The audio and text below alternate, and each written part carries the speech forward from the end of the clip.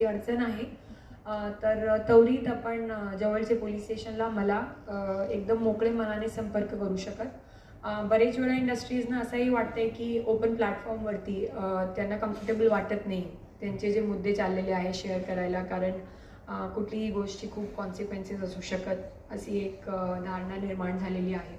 तर आपण त्याबद्दलही विश्वास राहू शकत की गोपनीयता मेंटेन करायची आहे, ते पण होती। आपण एक रायगड उद्योग मित्र एक ॲप पण आहे, त्या ॲपच्या मी आपल्यासोबत जे ऑर्गनायझर्स आहे त्याच्यासोबत हे लिंक शेअर करते। त्याच्यावरती आपण कंप्लेंट केली तर 48 तासात त्याच्या काही ना काही आपण रेजतो आणि जे आपली कंप्लेंटच्या मजकूर आहे त्यानुसार त्याच्यात कंप्लेंट्सची कॅटेगरायझेशन केली जाते 3 कॅटेगरीजमध्ये, हाय रिस्क, लो रिस्क आणि मीडियम रिस्क।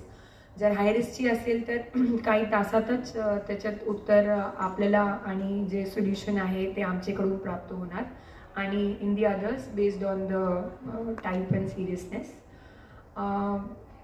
माझ्याकडून एवढाच आहे। कोणाला काय सांगायचे आहे, काय शेअर करायचे तर I will please invite you. Thank you. Thank you madam.